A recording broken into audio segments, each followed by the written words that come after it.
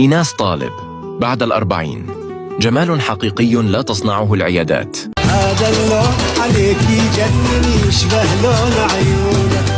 نظرات العالم ما تطمن، احذر لا يحسدونك. يسلم هالطول وهالنظرة وهالجسم المتناسق. إيناس طالب من مواليد 21 من فبراير عام 1976. لم تكن 40 في مسيرتها رقماً عابراً في العمر، بل محطة تحول حقيقية. في هذه المرحلة لا يتراجع الجمال بل يتغير شكله، يصبح أهدأ، أعمق، وأكثر حضوراً. ملامحها اليوم تحمل ثقة امرأة عرفت نفسها وخبرت الحياة، فاختارت أن تظهر كما هي بلا تكلف ولا خوف.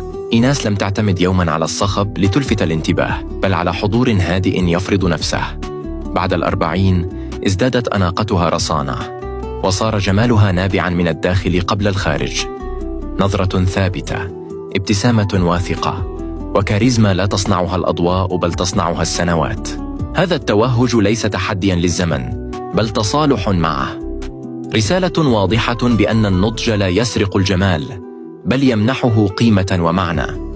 إيناس طالب اليوم مثال لامرأة عربية تؤمن بأن العمر لا يقاس بالسنين، بل بالحضور وبالقدرة على التألق في كل مرحلة.